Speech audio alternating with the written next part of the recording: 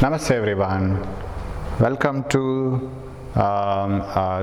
physics class, second physics class. We are studying about, we are in atoms now. We have studied Rutherford's model, how did Rutherford's alpha particle scattering experiment ruled out Thomson's model, and how did Rutherford gave planetary model, and later on the classical theory used by Rutherford failed to explain how the stability of the atom is, and later on Bohr made a small change saying that the energy of the electron, or sorry, the orbit prescription or selection of orbits is not arbitrary. It should be done with some precautions and some rules, and he said that angular momentum of the electron in a prescribed orbit should be an nh by 2 pi, should be a product of n times the h by 2 pi.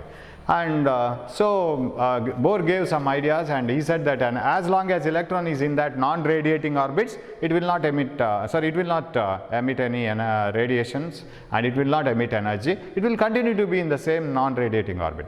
Suppose it loses energy, it will no longer continue in that orbit. It will jump to another orbit, okay? Which is also non-radiating, again another orbit, but it is another stable orbit. It will never come to nucleus. Its orbit will not go on shrinking like a spiral path. Okay, using these Bohr's postulates, let us try to get the velocity of the particle, velocity of the electron in a particular orbit, and radius of the electron in a particular orbit, and energy of the electron. So we have so many derivations here. All the derivations are very easy to learn because they depend on only two equations. One is the centripetal force given to the electron is the electrostatic force of attraction between the positively charged nucleus and negatively charged electron, and next one is angular momentum is equal to nh by 2 pi. So according to Bohr's postulate, so shall we start from, so can you see here if I write here? Yes, we will start from radius first, radius of electron. So consider an electron of mass m and a charge E minus E actually moving in a circular path with a speed v at a distance r, that means radius of the circular path is r, around a nucleus of charge plus Ze. Why Z? Z is the number of protons inside the nucleus which give positive charge to the nucleus, and if Z number of protons are found, each proton is having a charge E which is same as the charge of electron, but polarity is opposite. The charge of electron is minus 1.602 into 10 to the power minus 19. Charge of proton is plus 1.602 into 10 to the power minus 19. So plus Ze is the charge of nucleus. If there are Z protons, Z into E. And this is the charge of electron is minus E. Now, if you want to find out radius, first use the condition for the rotation in the circular path, that is centripetal force is given by the electrostatic force of attraction. You know, electrostatic force between any two charges is 1 by 4 pi epsilon naught. Epsilon naught is the permittivity. You have watched that video, I think. Q1 Q2 by r squared, magnitude of first charge, magnitude of second charge, their product by distance squared. What is the magnitude of the first charge? It is electron charge, okay, Ze anything, and E divided by distance is the radius itself. So shall I cancel one r and retain another one? So mv square is equal to Ze square divided by 4 pi epsilon naught r. Hope you have pen and paper. You are going along with me, right? You have to take a pen and paper. If you don't have pen and paper, pause the video, go and get a pen and paper, then start writing. Don't waste the time just by listening and observing me in the video, right? So keep on working out along with me. Right, this is one equation. We got mv squared. Later on, this equation is very useful to find out the kinetic energy of the electron. Just multiply here by half mv square, half. It becomes half mv square. Okay, right, now it is not needed.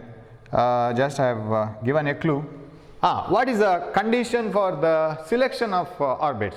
Angular momentum, moment of momentum, mvr, must be equal to nh by 2 pi, where n can take the values 1, 2, 3, 4 integer values only.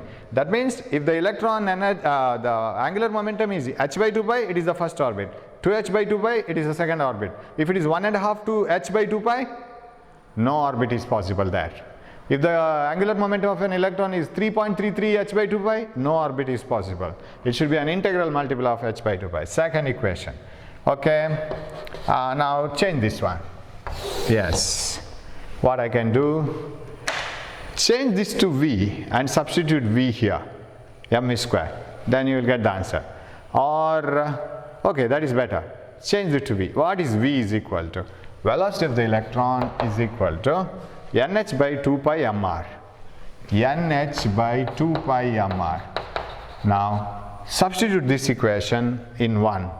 So, what 1 becomes? So, I don't write sentences and all.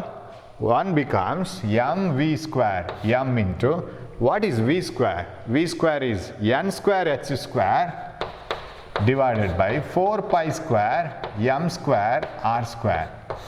Right? N square h square divided by 4 pi square m square r square. That is v square. This is equation 1. I am writing equation 1. Equation 1 becomes, mv square. Z square divided by 4 pi epsilon naught r. Yes. Okay. So substituting v here, we got this one. Now I want radius, right? I want the radius equation. So what I can cancel? I will cancel 1 r here. 1 r cancels here. So r remains here. I bring this r here. Remaining things here. R is equal to only r here. Remaining all here. This one here, right? M n square h square. This one. 4 pi epsilon naught. Okay. And what else? Divided by 4 pi epsilon naught n square h square divided by 4 pi square m square, r is taken here, z square. Okay, 4 getting cancelled, 1 pi remains here, 1 pi gets cancelled, 1 m gets cancelled, then what else remaining? Epsilon naught n square h square divided by pi m z square. This is the answer for radius. So radius of the electron orbit in hydrogen atom is given by epsilon naught n square h square divided by pi m z square. What you have to do is you will get such formulas, some 4 to 5 formulas in this chapter. Write them in a big sheet in large dark colors, put it on the walls in your room. Every now and then observe those formulas, then you will get it, and use those formulas every now and then only you can remember it. Otherwise you can't remember these formulas. Epsilon naught n square h square by pi m z square. But when in the examination, suppose it is asked for 5 marks, state Bohr's postulates. Right? One is angular momentum equal to nh by 2 pi, centripetal force is given by the electrostatic force, electrons are always moving in non-radiating orbits. As long as they are in the non-radiating orbits, they don't lose energy. If they lose energy, they will go to another non-radiating orbit. Energy liberated is equal to h nu, E2 minus E1 equal to h nu. All these statements. Then obtain an expression for radius. Consider an electron moving in a circular path of radius r around a nucleus of atomic number z. M be the mass of the electron, E the charge of the electron, centripetal force is given by this, and angular momentum, club them, get V, substitute here, you will get this answer. But in the examination, you have to apply this radius for hydrogen atom. Bohr, while using his theory, or applying his theory, he applied it for the tiny atom, that is hydrogen atom. Hydrogen nucleus, which contains 1 proton. And when it is applied for hydrogen nucleus, you have to take z equal to 1, right? So you are not going to write about this, you are not going to write about this, it is plus E, plus 1E, and you are not going to write in this, you are not going to write z here. No z, no z, no z. So all z's will have to be removed while doing it in the exam. Sir, why did you keep that z then? Because if you are writing entrance examination, z is very much needed. How does radius change with z? If it is hydrogen, z is equal to 1, okay. If it is helium, if it is beryllium, if it is thorium, sorry, not up to that, up to thorium you can't go. So if it is some other element, where hydrogen like atoms, what is the radius? Then you must know z here. Where does z come? In the theory exam, you write without z. But please try to know where z comes. So I studied this with z. In the examination, leaving z is not such a big thing. So for hydrogen, z equal 1. So take it like this and then continue. and epsilon naught n square s square pi m z 1 e square. This is the radius of the electron in any orbit. Okay, now we will analyze this equation. We have derived this in the last class also. So be ready with pen and paper always, and write the derivation whatever I say, because every derivation is important from this chapter. Either problem or definition, derivation is 100% expected. Okay, now my question is, one electron absorbs energy from one non-radiating orbit, it goes to the next radiating orbit, right? Non-radiating orbit. So it goes to the higher energy level, revolves around in another prescribed path where its orbital angular momentum will be another h by 2 pi, either 5h by 2 pi to 6h by 2 pi, something like that. Radius of the outer orbits. When the electron jumps from one inner orbit to the outer orbit, in this formula, what is that changing? That is important now. What is the factor which is changing when the electron jumps from one orbit to another orbit? Epsilon naught doesn't change because it is vacuum everywhere, wherever the orbit is. N will change from 5 to 6, 1 to 2, 3 to 4. H will not change, pi will not change, m will not change, e will not change. That means in this equation, except n, when the electron jumps from one orbit to another, except n, nothing will change. So shall I write, radius of the orbit of any electron is directly proportional to n square? What do you mean by this, sir? Suppose the radius of the first orbit is r. What is the radius of the next orbit? First orbit is 1, n equal to 1. So if you put the condition n equal to 1, if the angular momentum of the electron is mvr, if it is equal to 1h by 2 pi, then that should be first orbit, right? If the angular momentum of an electron in any orbit is 5h by 2 pi, it is the fifth orbit. Now it is first orbit means 1 square. What about second orbit? When you put 1 square here, suppose we will apply this. Radius of the first orbit of hydrogen atom, that is the smallest orbit and the simplest orbit. And Bohr applied this equation for the first orbit of hydrogen atom, and it is called Bohr orbit or Bohr's orbit. Radius of the first orbit of hydrogen atom is called Bohr's orbit, and a naught I will take. R is taken as a naught. What I have to do now? Substitute the values. Epsilon naught 8.854 into 10 to the power minus 12. N square, 1 square. First orbit of hydrogen atom is called Bohr's orbit. Electron in the simplest hydrogen atom in the first orbit. It is the smallest application, basic application of the theory. What answer we will get? 0.854 into 10 to the minus 12.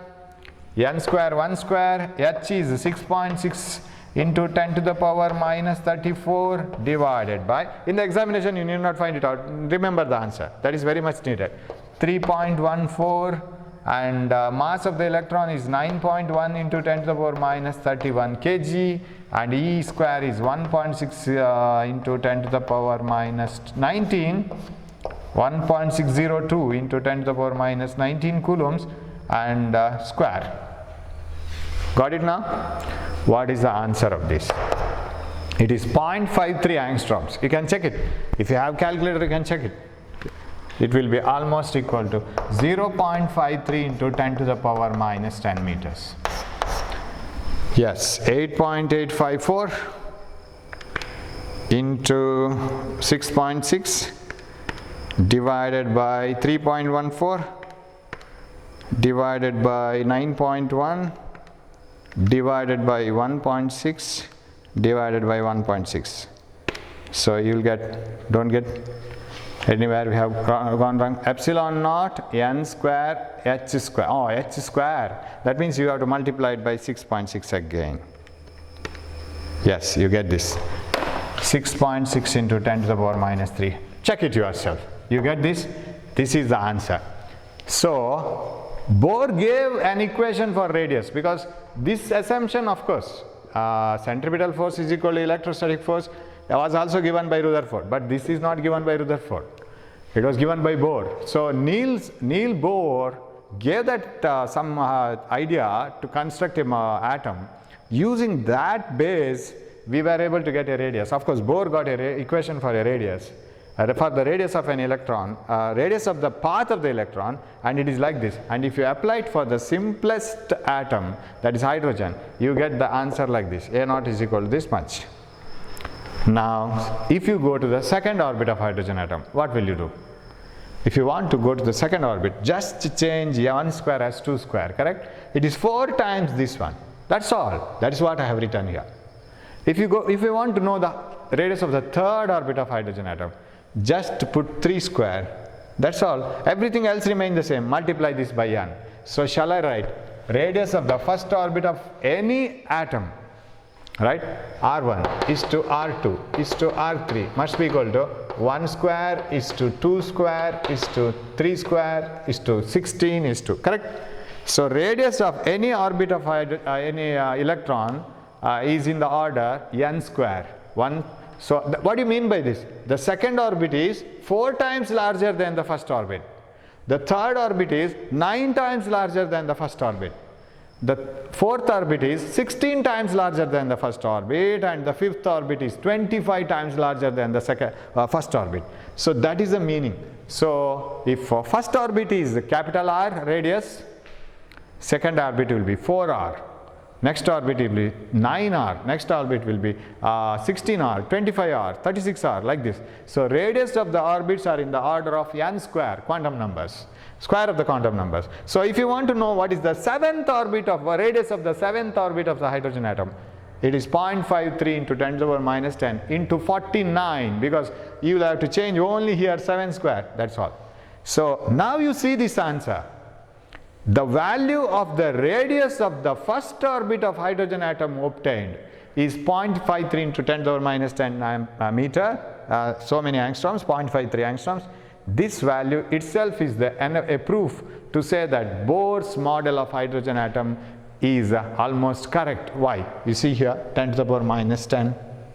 What does Rutherford alpha particle scattering experiment say? It says that nucleus is very small and size of the nucleus is of order of 10 to the power minus 15 meters, 1 Fermi, or 10 to the power minus 14 meters, and atom is some 10,000 times greater than the size of the nucleus. When you multiply 10 to the power minus 14 or 10 to the power minus 15 almost by 10,000, you will get 10 to the power minus 10 of order, right? That means this is answer is also showing that it is 10 to the power minus 10. Moreover, kinetic theory of gases say that size of the atom should be almost 1 angstrom or 10 to the power minus 10. This also shows that, because size of the orbit itself is the size of the atom, isn't it? Because at the outermost part we have electrons, nucleus is at the center. The size of the orbit of the electron, circular orbit of the electron, should be the size of the atom. It clearly says that size of the atom should be of the order of angstroms, 10 to the power minus 10. So all the things agree with each other. So that is the radius. So radius of the first orbit of hydrogen atom is called Bohr radius, and its radius is called Bohr radius, not Bohr orbit, it is Bohr radius, and the value of Bohr radius is 0.53 angstroms. Got it now? So one derivation is over. What is velocity charge? So this you have to remember. For entrance exam, this is very much needed. Radius is directly proportional to n square, and another one, radius is inversely proportional to z, correct? That is why I have retained z. Radius is directly proportional to n square, inversely proportional to z. What do you mean by inversely proportional to z? More the atomic number, smaller will be the radius. That means if you compare the same radius. What about the first orbit of hydrogen atom and first orbit of helium atom?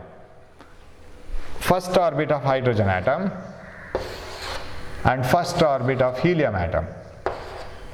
Helium means 2 protons, right? 2 He4, hydrogen 1 proton. What is the difference? First orbit of hydrogen atom is larger because Z is 1. Z is less.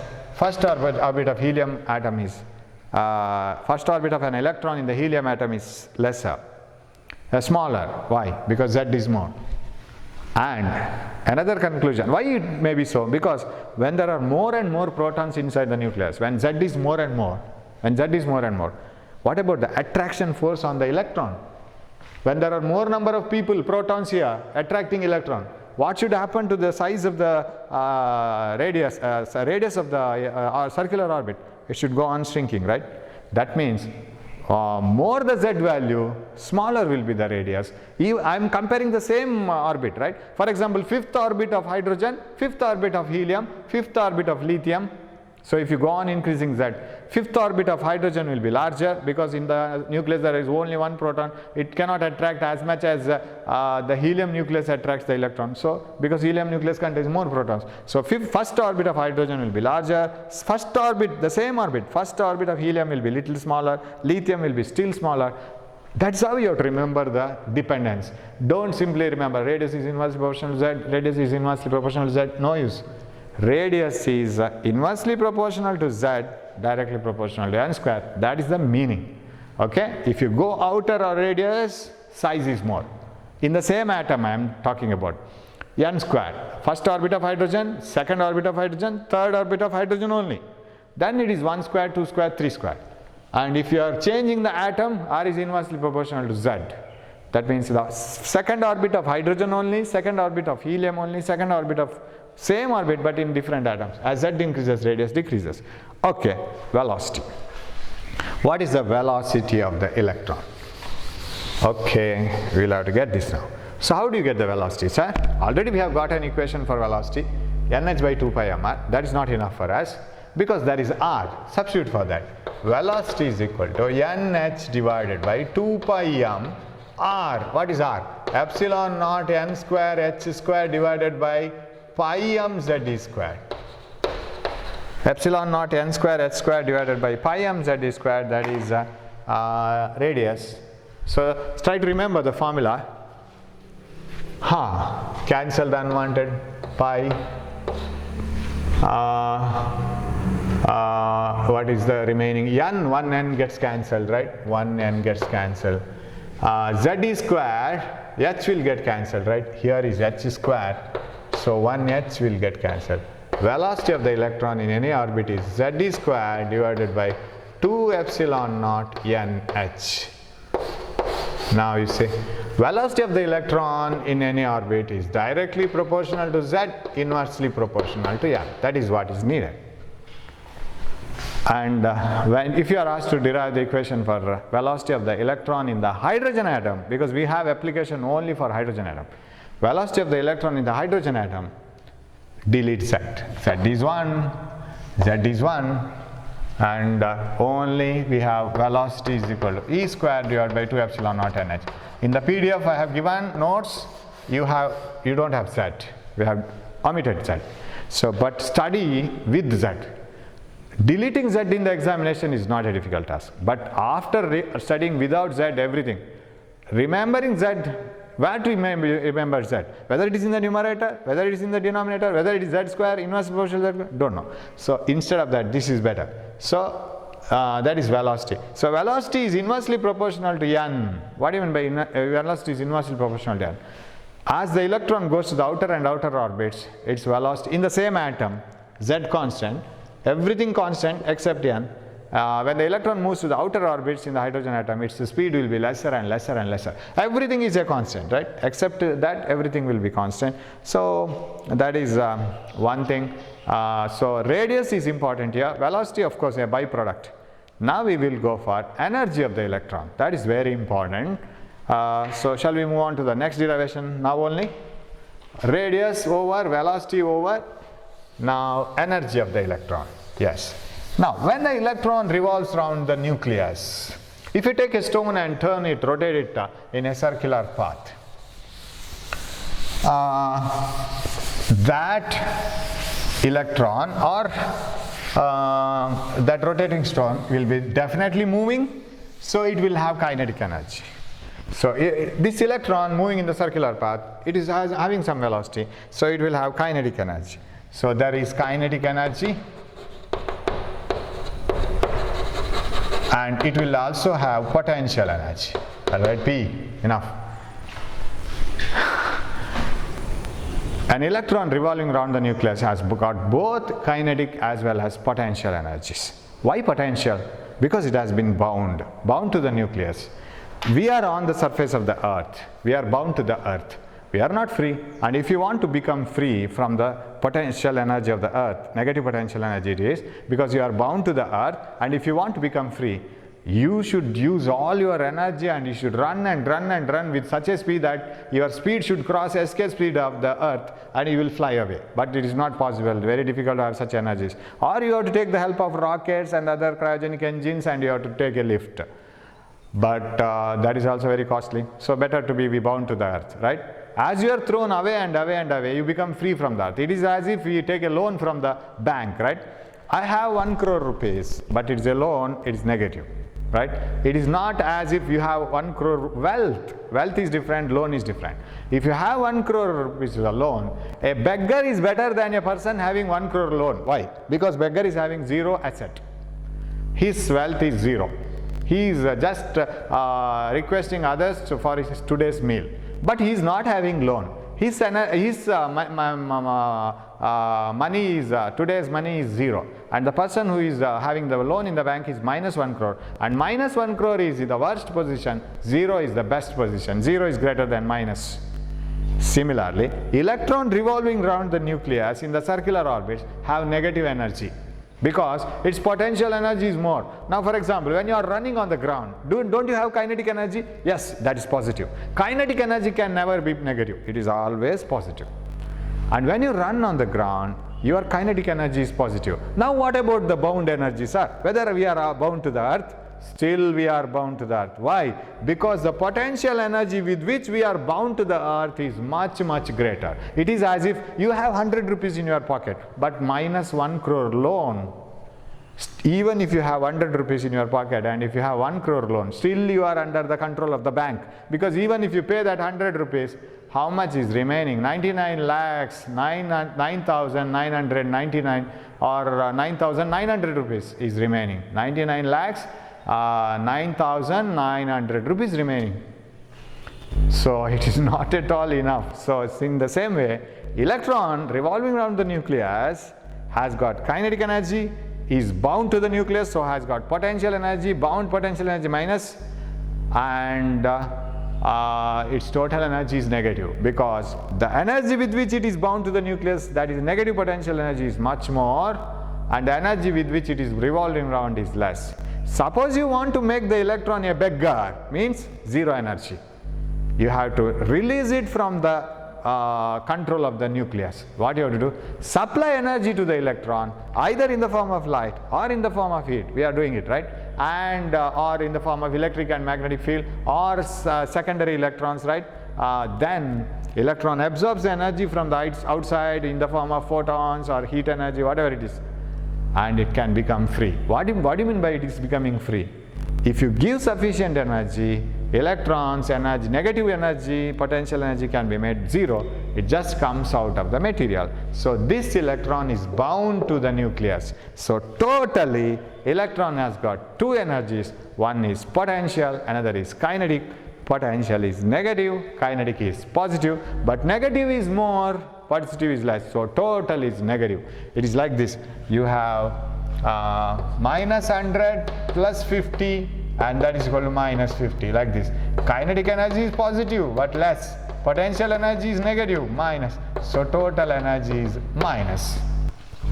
It is same as kinetic, but it is minus. So how to get the expression for total energy of the electron revolving around the nucleus? Now we will do it like this. So very simple. First go for that centripetal force. Bohr's theory again. What does centripetal force say? The centripetal force for the electron revolving around the nucleus is given by the electrostatic force of attraction, 1 by 4 pi epsilon naught, Q1, Q2, because magnitude of the charges, divided by distance square, right? So without looking into that first chapter video, you will never be able to follow this. You must see that up to Coulomb's law.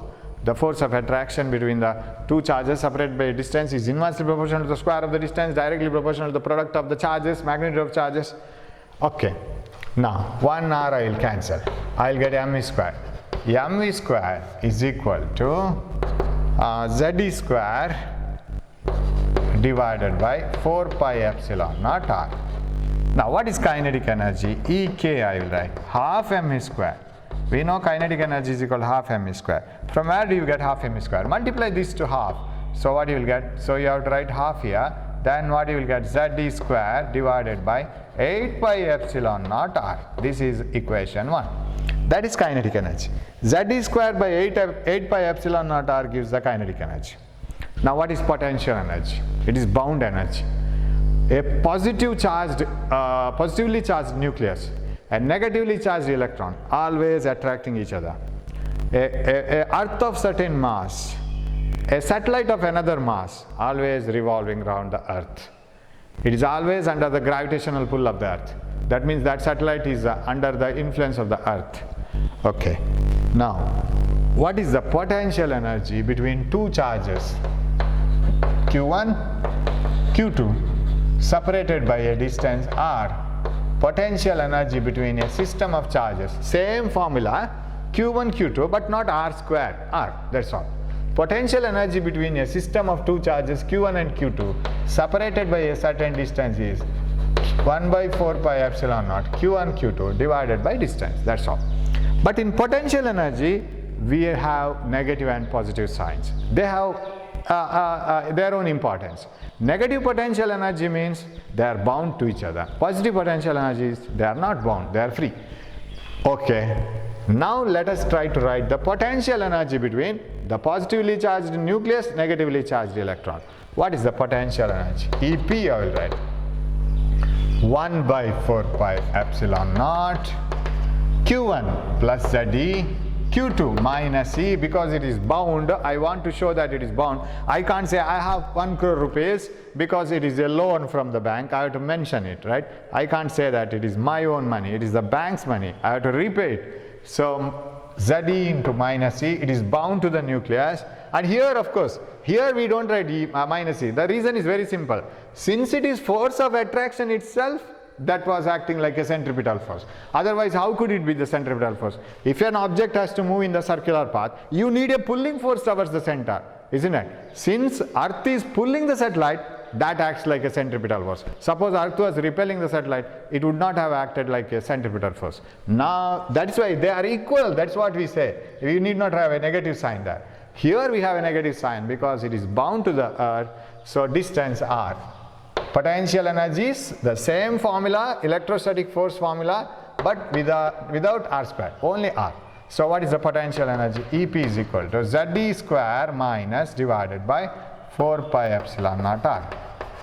Equation 2. We have potential energy, we have kinetic energy. You see, just see this number minus 100 loan plus 50 pocket.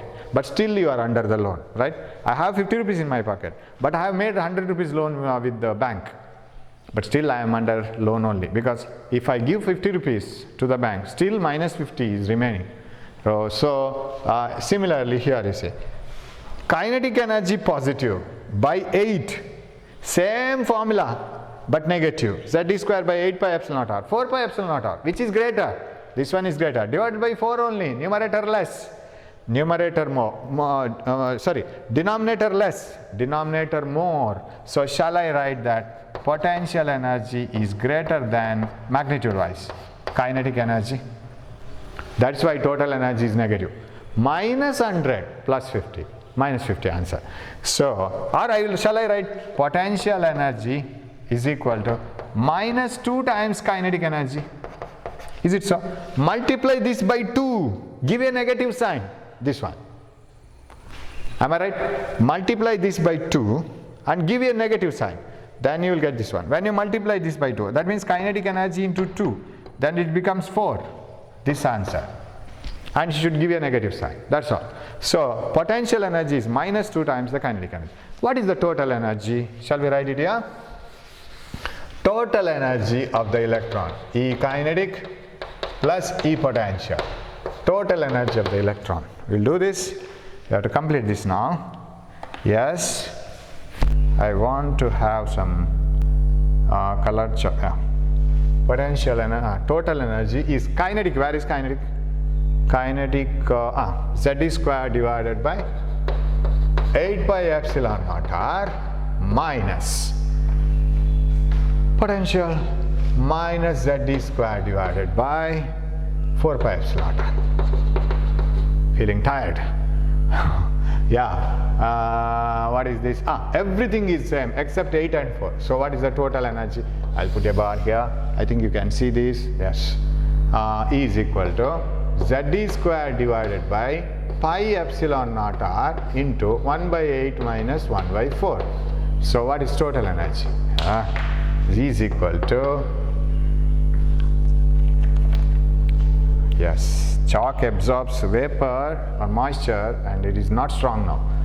Z square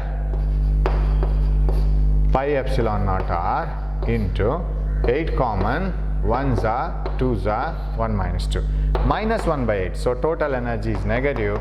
So do you remember that minus 100 plus 50 is equal to minus 50, potential, kinetic and total, right? So answer here is same as kinetic but negative.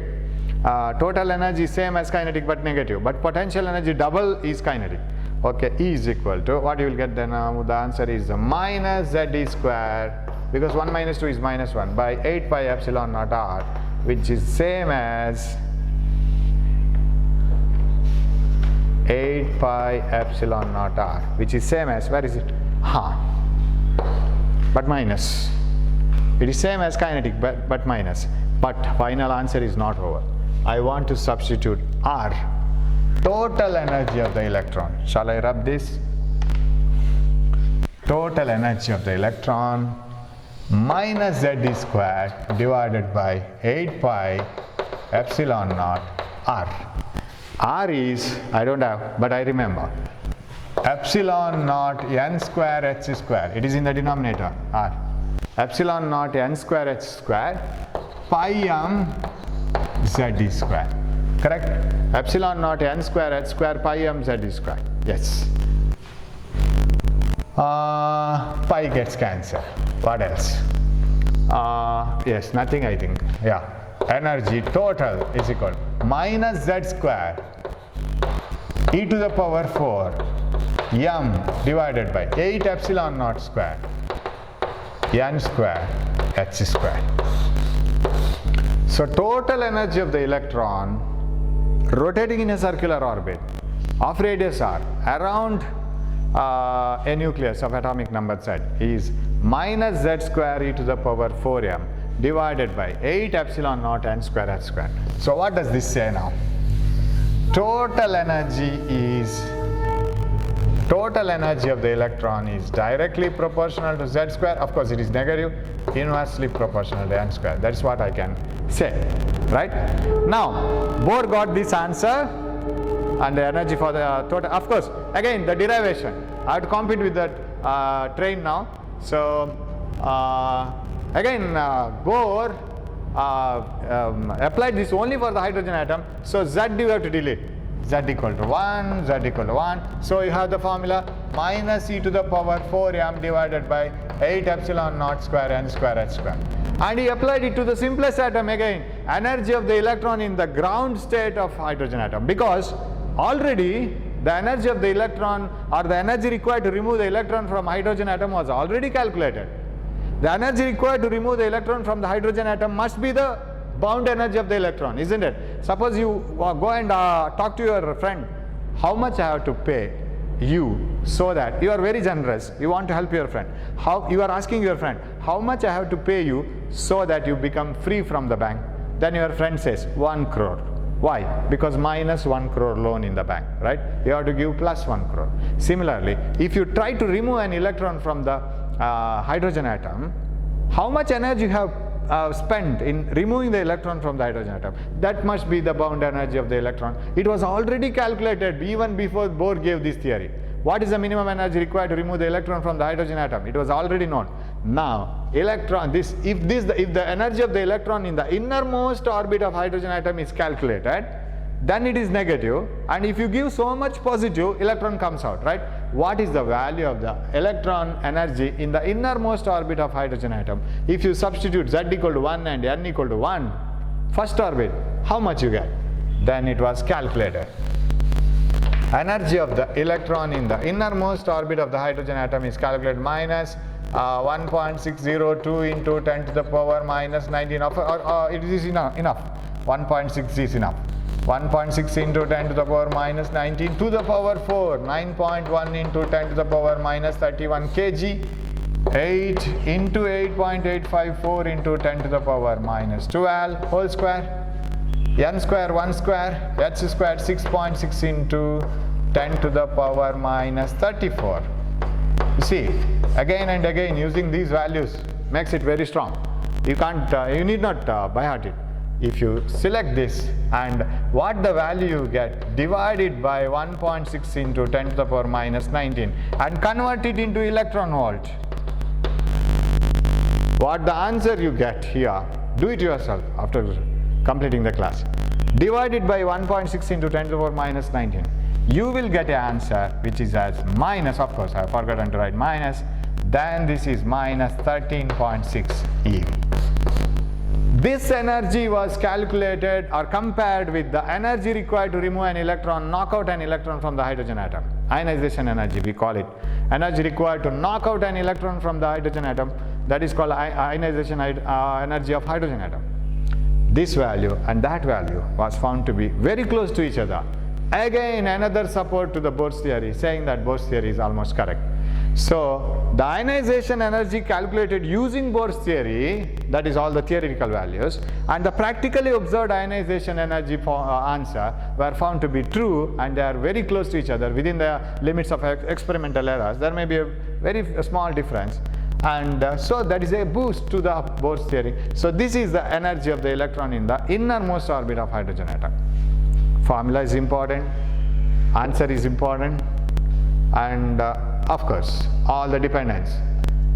Energy, of course this is one, but suppose you go for helium, lithium, beryllium like this, energy is directly proportional to z square, inversely proportional to n square. Energy is inversely proportional to n square. So if I write this as E1, energy of the electron in the innermost first orbit of hydrogen atom, E1. What is E2? Can you tell me? E2 is E1 by 2 square. Why? Because in all substitution, only this changes.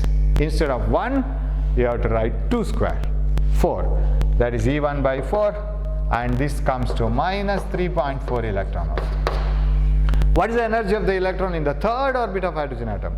By 3 square, that is by 9, that's all. Minus 1.51, something like that you will get. Again, energy in the 7th orbit by 49, energy in the 5th orbit by 25. So energy in any orbit is inversely proportional to n square, because total energy is inversely proportional to n square. That is very important, right? So energy of the electron in the hydrogen orbit, first orbit of hydrogen, is minus 13.6 eV. That is the ground state energy, and this energy is calculated using Bohr's theory, and the formula for total energy is z square minus z square e to the power 4 m 8 pi epsilon naught n square h square. Negative sign indicates that electron is bound to the nucleus and it is under the control of the nucleus. And another thing is, sir, if an electron is found in the innermost orbit of hydrogen atom, say first orbit, we give energy to it in the form of light. Of course, it is not enough to remove it, but still it is enough to go to the second energy level, because the energy levels are fixed, right? You can't give any energy and make the electron to come anywhere. Either you should be, your friend should be inside the pit, or he should be outside the pit. If you want to help him, completely remove him from the pit, right? Instead, I will remove half today, remaining half I will remove today, tomorrow. If you say like that, your friend will be in a dangerous position, right? If you remove him half and leave him, he will fall down. So in the same way, electron will absorb the energy in the form of quanta. Either it should go to this energy level or the next energy level. When the electron absorbs energy and goes to the next energy level, it should absorb the energy and go to the next energy level. Now its energy is more. If you have 1 crore loan, and if I give you 50 lakhs rupees, then minus 1 crore plus 50 lakhs, your loan should be minus 50 lakh. Minus 50 lakh is more than minus 1 crore, right? Minus 1 crore is much worst condition. Minus 50 lakhs is better condition. That means as n increases, that is what I want to say. As n increases, what happens to the energy? It is not decreasing, it is increasing. See, as n increases, energy value goes on increasing because energy values are negative. The ground state energy is minus 13.6, correct? This is in the first orbit by 1 square here. What about the next energy state? By 2 square, minus 3.4. Minus 3.4 is greater than minus 13.6. Do you agree? This is more, minus 3.4 is more. And minus 1.51, next energy state, is greater than both. That means as the electron goes to the outer and outer energy levels, n goes on decreasing, but it is inversely proportional to n square, but still the negative values, their magnitude is decreasing. That means answer is increasing, right? Minus 13, minus 10, minus 5, we are increasing, right? Minus 4, minus 3, minus 2, minus 1, 0, 1, 2, 3 like this. So energy is inversely proportional to n square. That means as the quantum number increases, as the electron goes to the outer orbit, the energy value magnitude decreases, but actual energy value increases. Since it is negative, it is becoming lesser and lesser bound to the nucleus. It is becoming more and more free. So with this I will stop this derivation. Tomorrow in the next class we will meet with one more derivation, that is wave number, and till that study this properly. This is very, very important derivation. Hope you do that and don't waste time again the same sentence getting repeated. Utilize the time as much as possible, and I am doing some entrance exam classes also based on this, which will help you a lot, so that you will be ahead by other students by so many steps, right? So thanks for watching my class. Subscribe my channel and you will get all the information then. So keep on working well, keep your health well, take care of your health. Thank you.